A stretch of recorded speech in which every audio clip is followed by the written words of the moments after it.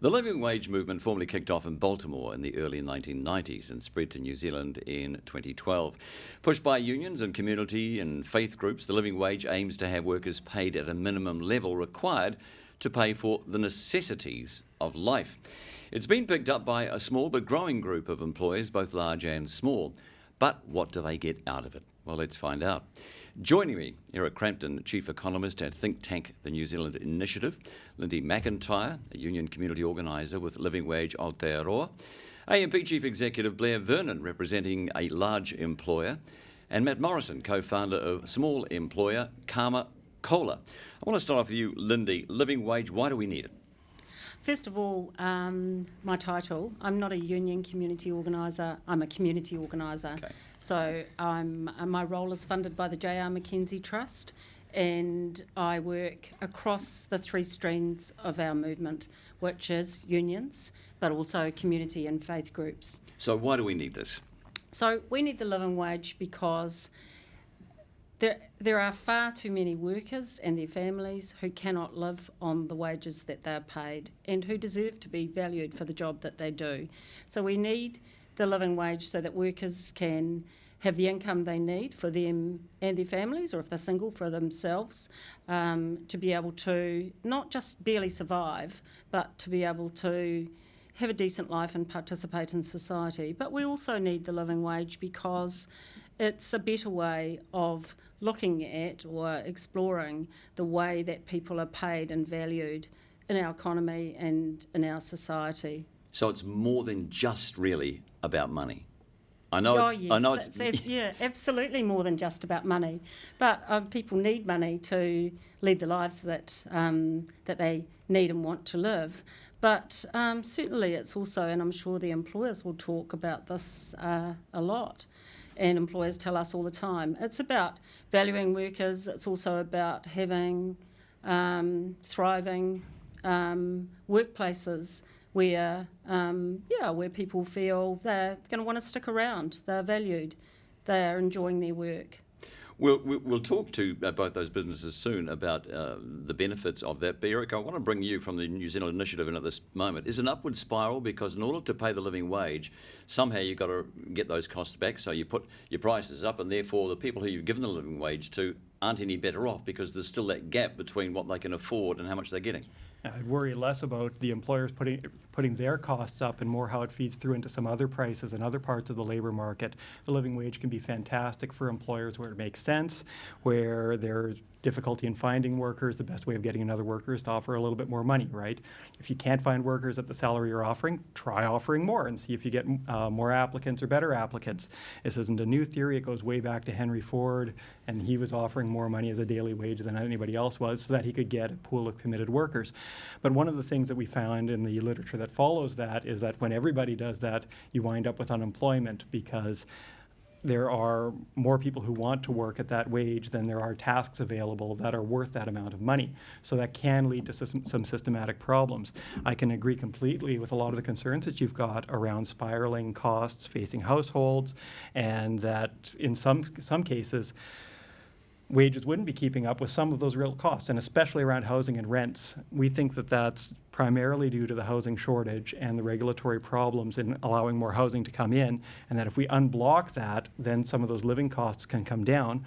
Absent that, we can worry that increased wages can turn just into continued rent spirals where people are willing to pay more to be in the places that cost, where the wages are a little bit higher, and landlords end up being the primary beneficiaries of that. So that points back to unblocking land use as a way of really making those families better off in our view.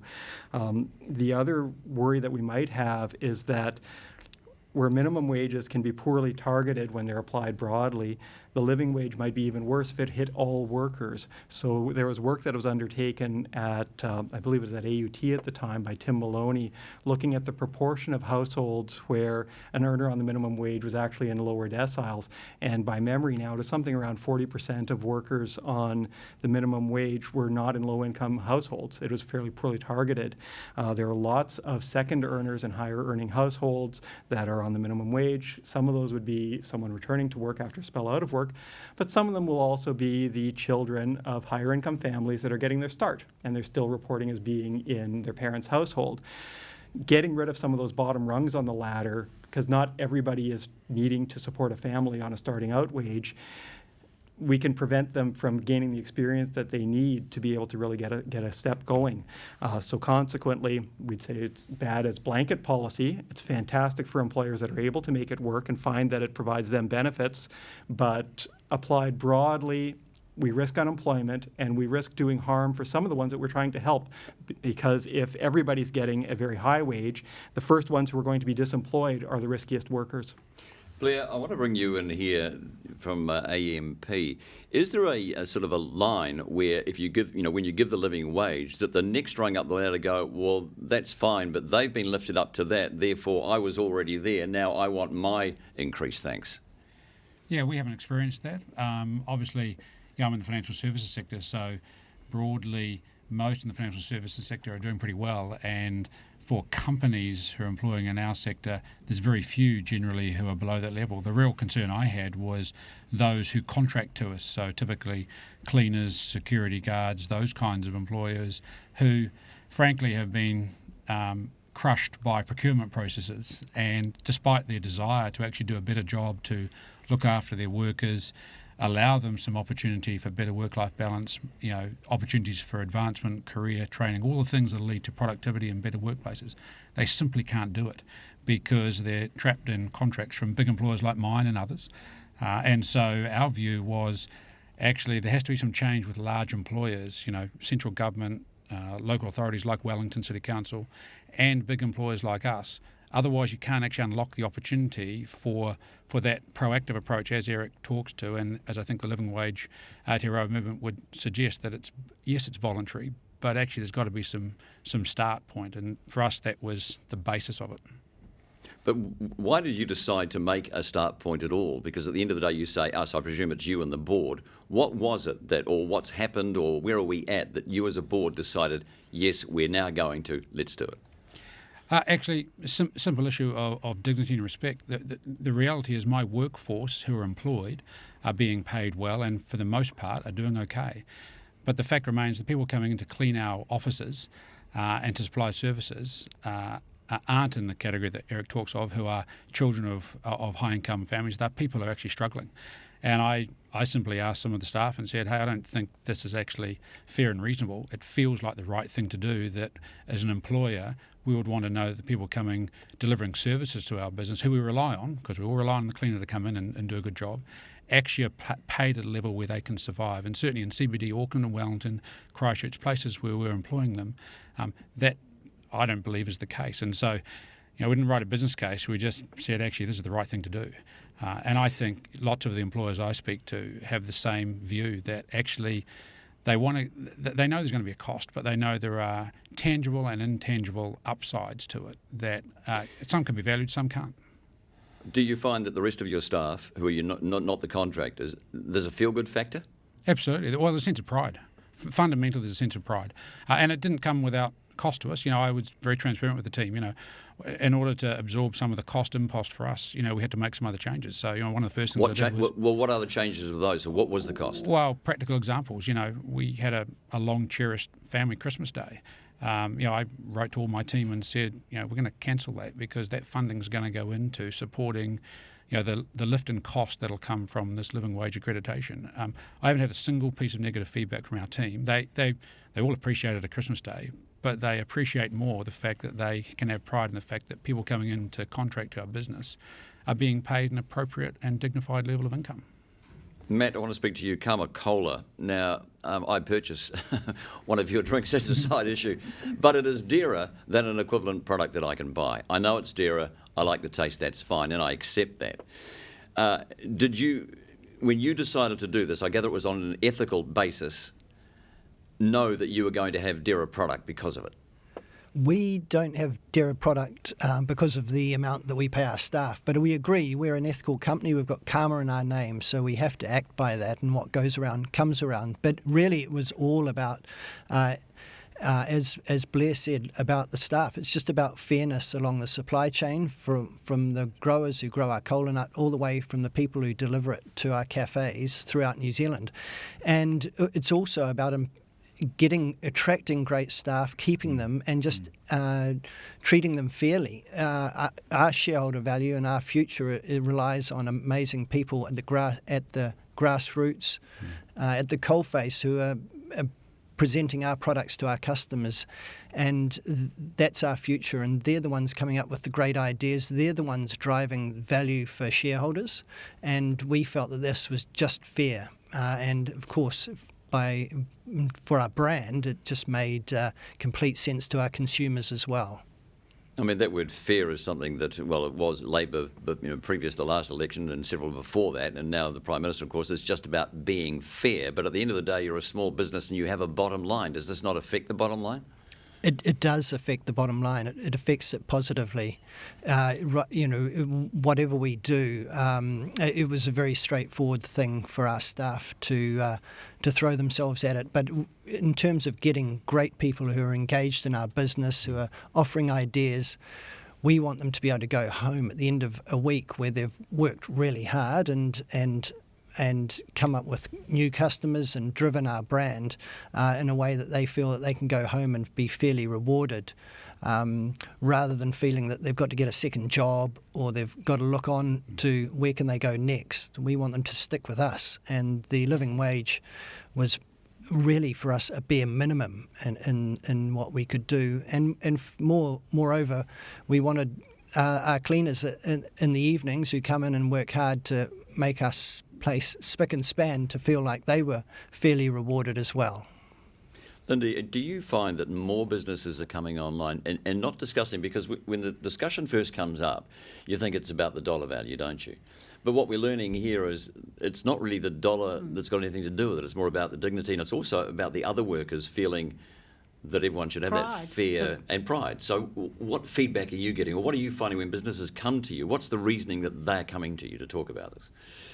Well, first of all, it's just great listening to Blair and Matt talking about their own businesses, and that's the things that they've got to say are quite typical of what we hear back from employers and from workers who are employed in living wage businesses and organisations. So it's great to be having this conversation.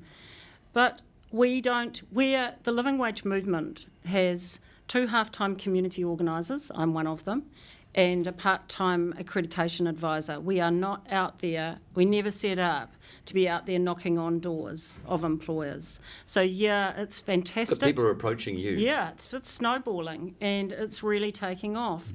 And we always said from the start that we wanted to see wealthy corporates and large public institutions like city councils, like universities, like central government, take leadership around this issue, and because they're the institutions that can take leadership. And it's really fantastic seeing AMP and Vector and Westpac come on board. And it's inspiring to other employers out there. Yes, we are hearing more and more and more when I'm out there working as a community organiser, because I actually work with the community, having the conversation about the living wage and supporting churches and community organisations to unite around having a fairer Aotearoa. That's my job. But we hear employers more and more increasingly saying, yes, that's what we want for our business as well. We want to explore how to find out how to do this. Eric, it's the new green. Get on board or get out. Everything that I've been hearing is pretty consistent with the old stories around when Henry Ford did move to his $5 a day wages, which were pretty high at the time. When you're paying workers more than they figure that they could get in any alternative employment, they're going to be more loyal, they're more likely to stick around, they're more worried about doing a good job, because if they lost that job, the other ones around that they might get instead aren't nearly as good. So that feeds into this sort of efficiency wage story. It also feeds into some of the stories coming out of American productivity statistics, where you see that firms that are higher value overall workers cleaners and other workers within those high-tech companies and the ones that are earning higher returns otherwise, they also earn more in those industries than they would in some other ones. But that also reminds us that it can't be a solution that's mandated on everyone, because if it works in some places, it won't work in others. There can be great businesses set up around having a strong brand that's set around Karma Cola, things like that, but it's at a price point that not everybody would be in that market, right? So it's a product that's great. I drink it too, the lemon one you were talking about earlier. But it's not something that could reasonably be mandated or taken as a goal for the minimum wage either. It's kind of the spot where if everybody did it, the efficiency wage arguments would kind of go away again. So you wouldn't see that kind of benefit anymore. Many years ago, I owned a small clothing company. And everyone said, we want to buy New Zealand-made stuff. So we made it. And then when it came time to put their hand in their pocket and pay, they go, oh, no, you're too dear, we'll buy the Chinese stuff because it's much cheaper. I wonder now if that's changing, do you think, Blair? I actually think it is. I think we've got a whole new generation of consumers who are actually starting to make some more conscious choices. I think there's a swing to people appreciating quality, value, and also what's the footprint and social conscience of the business. I appreciate it's not everyone, but it's also a little bit interrelated. At the end of the day, if you're really struggling to make ends meet because you're perhaps being paid the minimum wage, then your ability to make better choices about consumption is limited because you simply can't afford it. So you're stuck in the cycle of then buying cheap. The reality is you have to have a little bit of a leap of faith here to say, actually, firstly, there is going to be a group who are going to value your price point for whatever business you're in, and will respect the fact that you're doing a good job of looking into your supply chain and your employees and treating them well. I appreciate that won't be 100%, but I do think there's a shift. And frankly, for loads of our team, when I've spoken to them, that sense of the pride and doing the right thing for everyone who is part of our enterprise, whether they're employed or contracted, is a really important point. It's intangible, I appreciate it, but I think that feeds through ultimately to an extra sense of commitment, and ultimately I think that'll be a productivity outcome. Look, besides talking to your staff, I'm sure that you talk in other CEO circles. Why aren't other big companies coming on board? What's their excuse for not doing it? Yeah, well, I'm certainly starting to push a bit harder on that, because I think you'd have to say certainly, as I said before, full marks to Westpac for stepping in, and the comments Simon Power made I totally endorse. The rest of the financial services sector, you'd have to say, when I look at other jurisdictions, for instance, like the UK, they were certainly leaders in this. So, I'm certainly pretty active in those conversations. Ultimately, they've got to decide how they want to be measured in terms of their conduct. For us, this is one aspect that we think is pretty obviously a good choice. So is it the Old Boy Network? Look, they've got to make their own calls about what they think they can afford and they can do. I get where Eric's coming from in terms of lifting the whole Plimsoll line, but ultimately there are plenty of large businesses out there that could decide to make some different choices. And that's really what this is about, is choices. And particularly in an environment where, frankly, everyone's crying out saying it's really hard to get quality resource. It's a pretty simple argument. Well, you might want to look at what the options are. And that feeds through not just to your own employees, but the calibre of the contractors who come in your door. Because when I talk to living wage employers who are in those sectors like cleaning and security and the like, when they've moved to this model, attributes like staff engagement, staff turnover have plummeted, engagement's gone up, productivity's gone up. So that says to me, I've got a better chance if I embrace those employers, that actually therefore the quality that I'm going to derive from those contracts is going to be better as well. Matt, the UK experience, and here are some added benefits. Company reputation, motivated, retained employees, so less staff churn, differentiated company from its competitors, and improves relations with staff. Are you finding some of those, all of those, or others as well? All of those, but I endorse Blair's comments. I mean, millennials are the most cynical generation in history. They're only a thumb away from finding you out as a brand and as a company. And so for us, it's all about authenticity and being able to present ourselves as ethical from the start to finish. And so purely from a brand and consumer perspective, we have to be standing up for for the things that we believe in, and living wage is certainly one of those. It's helping drive our sales. It's helping drive margins. It's helping drive growth. When you say it's helping drive your sales, the only way that can do that is if your staff or yourself or your message out there is, we pay the living wage. You have to be telling someone in order to drive sales. Is that what you're telling people? We are telling. I mean, it's expensive to drive awareness, and we're telling them sort of one by one by tapping them on the shoulder, but it definitely makes a difference, and retailers support that. And so we've been as loud and proud about our position on the living wage as we can be, and we thank MBR for giving us the opportunity yet again to do that today. Eric, it's not about maths anymore, so, you know. Oh, it's fantastic for the sectors where it can work and for the employers where it can work. I would struggle to see it working in more of a commodity space where you're facing a world export price and you're competing on those margins. Or shareholder return. Well, shareholder return although in matters saying too. that, Blair, you've got to answer your shareholders too, don't you? Yeah, and shareholders can take a call that they would prefer to have that kind of a structure. But all of these will have consequences too. So if you go beyond that which would make sense in an efficiency perspective, or getting more loyal workers and easier recruitment and retainment and less turnover and all of those, going beyond that, you start getting into ranges where companies that would be committed to it would be seeing a little bit less employment than otherwise and might be looking more at mechanization or more automation. And again, that can hurt some of the least skilled out there. So we should totally be celebrating those firms that have been able to make this work. We should be a little bit nervous about calls to extend it more broadly, whether through regulation or perhaps in some of the public sector. I just want to just ask you quickly, Blair, you might be accused of greenwashing. What do you say to those people? Fundamentally, that's for them to make their call. We fundamentally believe in the idea that a living wage is fair and reasonable and sensible. We've been able to deal with it by making some other changes in our business. I think plenty of businesses can do that. Frankly, I think the efficiency lift and productivity lift, let alone the improvement in dynamics like retention, allow you to, if you want to do the business case, make the business case. So, I think I think you can make that work. And so the question is, ultimately, where do you want to stand on this? I'd rather stand on the side of saying, actually, the people who come and deliver services to my business are being paid the living wage and can operate with dignity and have a sense of respect and value. Simple as Lindy, I'm going to end with you. Are you heartened by this? I'm very heartened. There's nothing I like more than listening to living wage employers sharing their experience, and then listening to workers of living wage employers, and also, Eric's the observations he's made about the business benefits of the living wage. That's very heartening as well. There's never been a call for the living wage to be mandated, and that's why I was trying to jump in before.